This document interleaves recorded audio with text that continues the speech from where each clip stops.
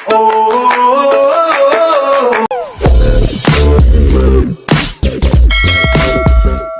nga ba gustong tumakbong senador itong mag-aamang Duterte? Sina Pulong, Bastedigo. Dahil ba sa kanilang sariling pakinabang? Nais ba nilang protektahan ang kanilang mga monkey business? Dahil ba sa matindi na ang pressure galing China? Bueno, hindi ko nakakahabaan ang intro. Panoorin po natin ang video. Salamat po mga katropa.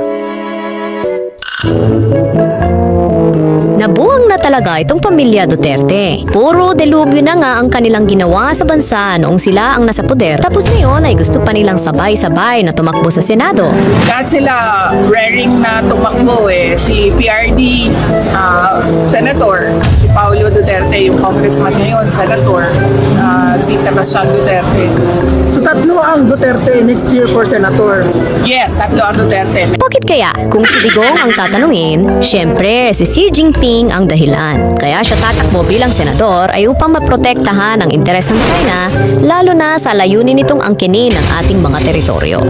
Gawain na lang ninyo kaming province, Yubian, pati Philippine Province of China. Nais din niyang protektahan ang kanyang mga kasamahan tulad ni Pastor Apollo Kibuloy na sangkot sa mga kasong conspiracy to engage in sex trafficking by force, fraud, and coercion, sex trafficking of children, conspiracy, at bulk cash smuggling.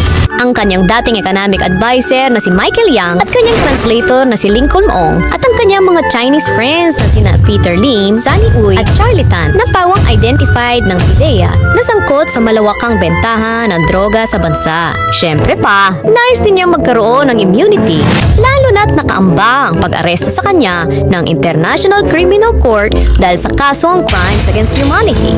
Wala naman talagang ibang pakay si Digong dahil sa bibig niya mismo nang galing na noong siya ay nasa kongreso, siya ay hindi pumapasok. At sa halip na mag-attend ng session, ay nanonood na lang siya ng sine. Maski kami nung sa gobyerno, hindi ako ma-attend, sumisipat talaga ako.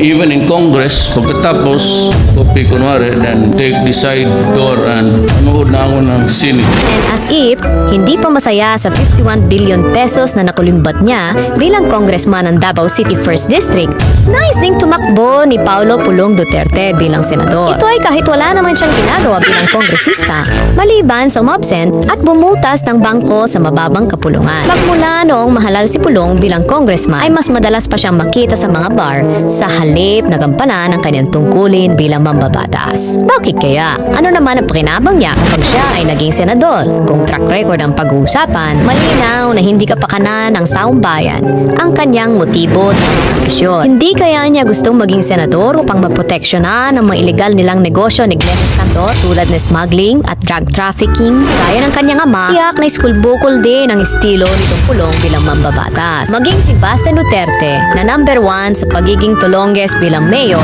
ay tatakbo rin umanong senador ayon sa kanyang ate Inday Sara, ang tulongges naman na ex-DepEd Secretary. Mantakin nyo yun, paggaya-gaya pagka sa peking drug war ng kanyang tatay, tapos malalaman ng buong mundo na 37 sa empleyado ng Davao City Public Safety and Security Office ay pawang mga positibo sa droga. Ang sabi nga nila, kulang pa ang bilang na yan dahil hindi naman kasama si Baste Duterte sa mga nagpa-drug test. Magpa-drug test ka kaya muna, sir.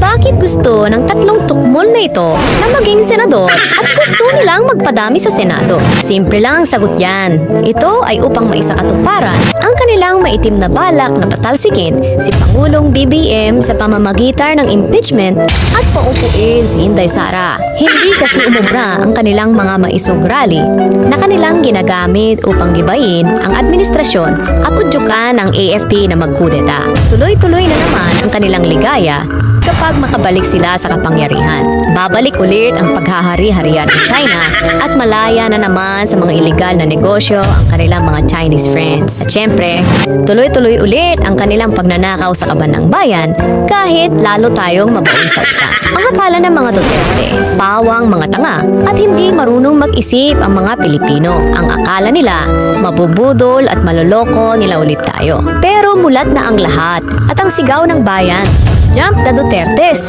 itapon sa inidoro ang mga dutae.